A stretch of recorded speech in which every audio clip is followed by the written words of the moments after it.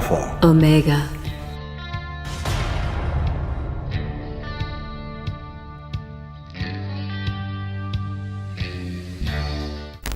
I've started practicing the Kabbalistic cross and the LBRP, and my question is, since I'm no empath, should I feel anything with doing these? Tim, Yes. don't worry about feeling stuff while you're doing them. Good, do the Kabbalistic cross and the LBRP, but that's not enough. You need to do, doing the Kabbalistic cross and the LBRP becomes like washing your face and brushing your teeth. Mm-hmm. It's just a quick cleanup. It's a cleaning ritual. You need to be doing the middle pillar. Charge your energetic body. Yes. That's what you charge it with. Middle pillar charges your energetic body.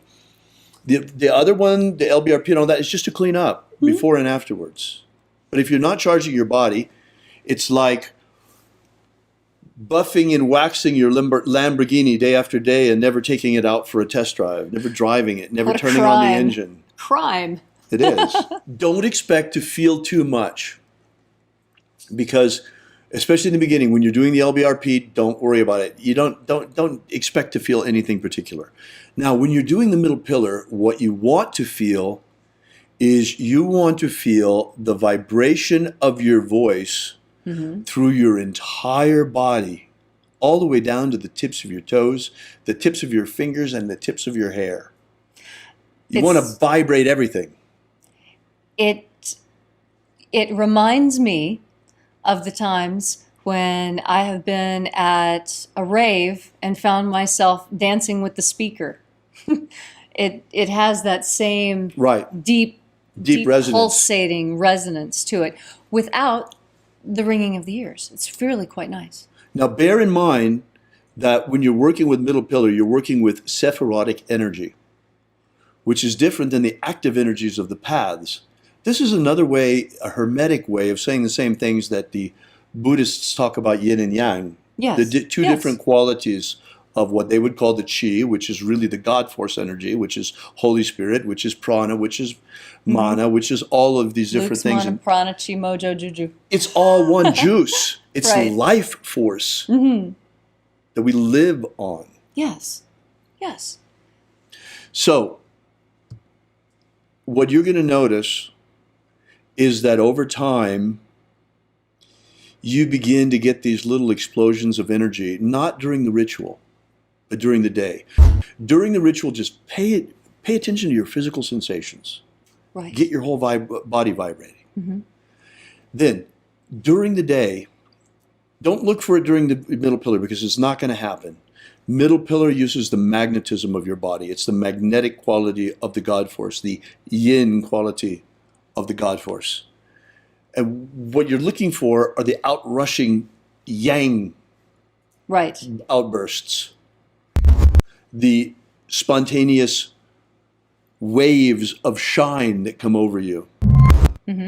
Because your energetic body is active already. Yes. It isn't everyone, whether you notice it or not. It's all autonomous. You're feeding on that energy all the time, but just enough energy to keep your programs active. Just a tiny, tiny bit. It's just a minimal of current. That's what the current from the God force energy that is kept flowing by your autonomic nervous system. Right. Yes. But it's just a tiny, tiny bit of juice. What you need to do is learn to turn on the lights. The first thing that happens is that the waves of life force, the waves of God force, the waves of energy begin to flow over you. You begin to notice eruptions of this energy at random times during the day. Yes. I noticed, for example, in the beginning that I could, what you do is just pay attention to when they come. Right. These things happen to you already. You just don't notice it. It's there. And once you begin to pay attention to the energy moving, the first time you notice it, pay attention to it. Just start with that. Don't do anything. Just pay attention. Notice when it comes. Maybe put in your diary when it came. For example, I noticed in the beginning that I would get these rushes of energy very easily when I would change temperatures.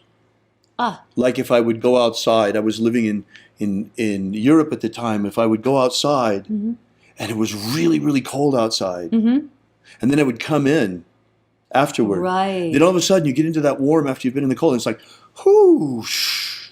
Mm-hmm. Men also experience these rushes of energy very easily when urinating Mm-hmm. because of the prostate gland, because it's at the base of your spine. Mm-hmm. The coccyx is there, the serpent of Kundalini at the bottom, and then it comes up and comes out, rushes. And for women, it's even easier. Just a few quick Kegel exercises and some concentration will send the energy up. So in the beginning, just notice when the energy is moving. Step 1. Step 2, how to activate the God Force energy in yourself. You start with the middle pillar and the LBRP, step Right. 1. Right. Step 2, when you start to notice these little rushes of energy coming over you, pay attention to them. Mm-hmm. Write it down, put it in your diary. They're important. Step 3, then the next time that one of these rushes come, that one of these ecstatic outbursts of energy come washes over you, Mm-hmm. see if you can make it come more. See if you can turn up the volume on it. See if you can make it last longer. Mm-hmm.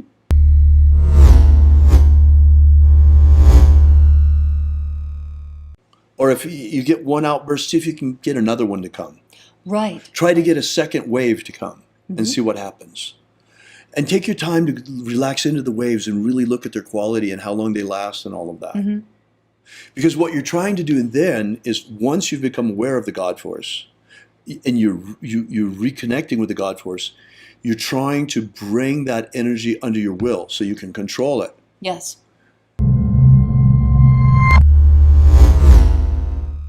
There are a whole lot of different things about this later on in the directing and all of that, but you're learning that with the Kabbalistic cross, you're learning to direct the God Force energy. Mm-hmm. Bring it up, bring it down, bring it to the side, to the other side, to move it around. Yes. And then what you're learning now is you're learning to reconnect with the God Force. And you do that first by just noticing it when the little rushes of energy come. And then second, you begin to cooperate with it and try to make it come a little bit more. And then the final phase, the next phase after that, is to learn to make it come at will, Right. where you can summon the rushes Mm-hmm. and direct them. So this is the process for a beginner learning to open themselves and reconnect with the God Force energy. Right.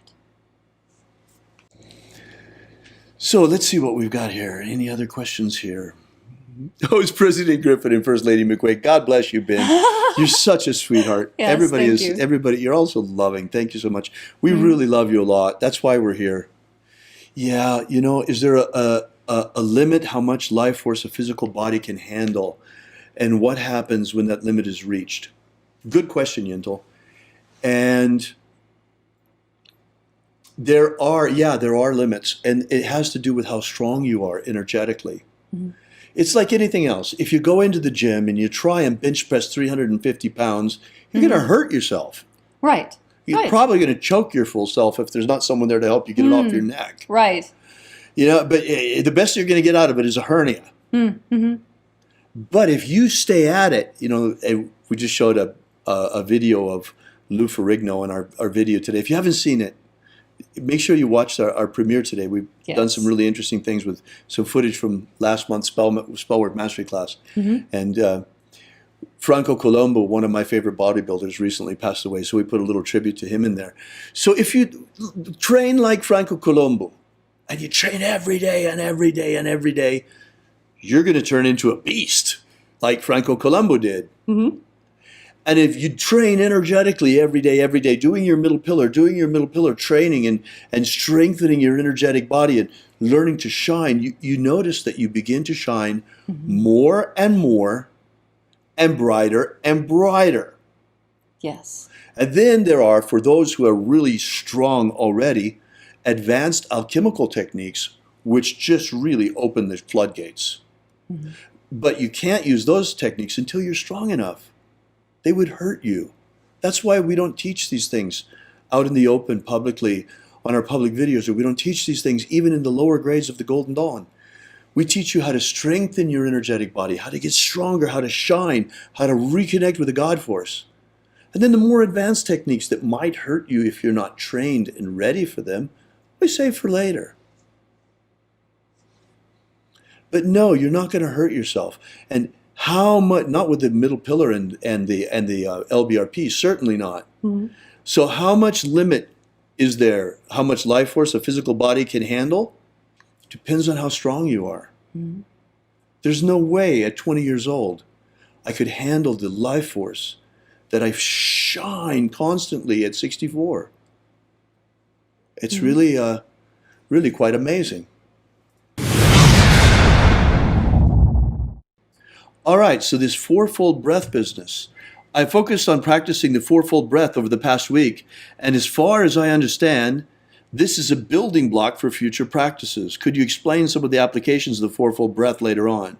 Or am I getting ahead of myself here? Well, I'll be happy to explain to you an application of the fourfold breath that you may not have thought of. You can use the fourfold breath to disperse anxiety, and the way that you do it is that you concentrate on your diaphragm and expand it completely outward when you inhale, and push it completely inward and squeeze when you exhale, so that you're tightening your stomach muscles and you're stretching your rib cage.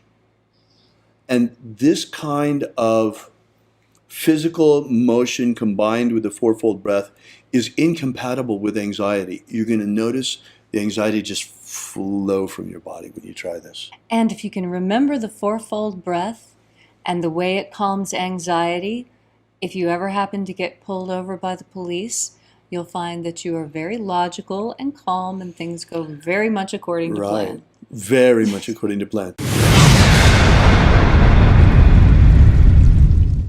Destin wants to know about physical initiation as a neophyte. Does it help to open the candidate to see more clearly in other realms? Yes. Being connected with the egregore of the order certainly helps you with your spiritual development. The neophyte initiation rebuilds you energetically. It's a good start. But you can also accomplish this a lot on your own. This is why I'm teaching you this. You can accomplish a huge amount. First, you need to strengthen your energetic body. Do some middle pillar. Do some LBRPs. Get that strength there. Get in contact with the God force, so that when you begin to do your invocations, you have some real energy behind you. Then, what really opens you to see more clearly in other realms is the spirit vision. Nothing better than spirit vision.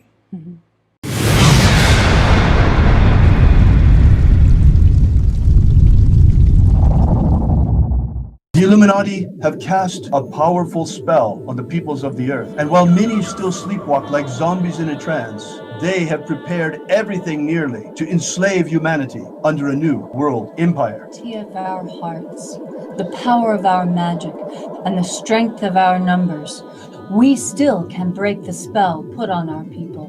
We're just a ragtag bunch of magicians armed only with the power of our prayer and the power of our faith and the power of our magic. But whether you be Christian, Jew, Wiccan, pagan, magician, shamanic practitioner, or any other stripe of spiritual warrior of humanity against this evil falls to us. So we, who now, to stand with us against the rising darkness, because you're our only hope.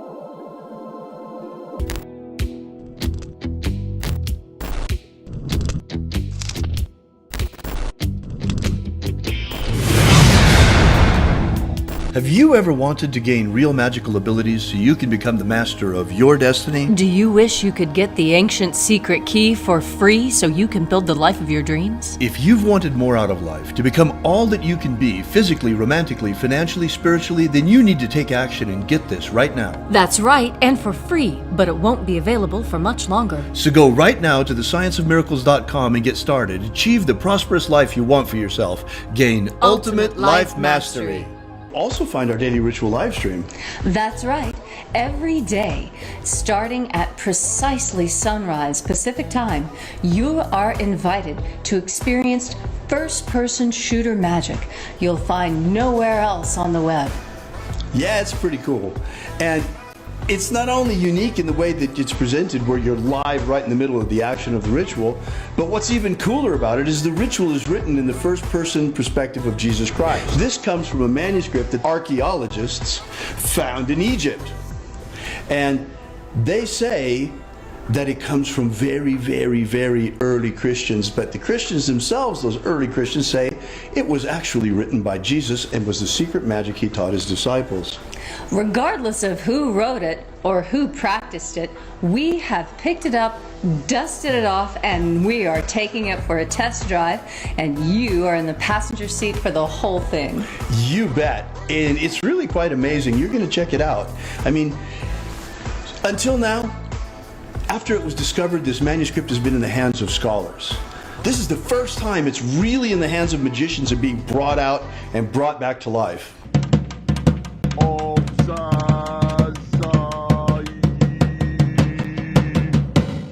So check us out every morning at sunrise. Are you familiar with the Rosicrucian with what's his name? He's popular in the States. He's the president or the from the Golden Dawn. What's his name? Oh.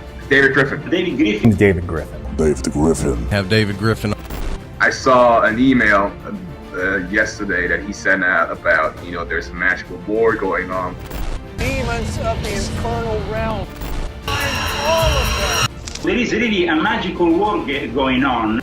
There is a guy called David Griffin who is heading all these magicians. David Griffin is S.L. McGregor Mather's present successor. David Griffin. David Griffin. David Griffin. David Griffin. I'm Golden Dawn Imperator David Griffin. David Griffin. David Griffin. David Griffin. Now, David Griffin. You know, there's a magical war going on. So there is really a magical war going on.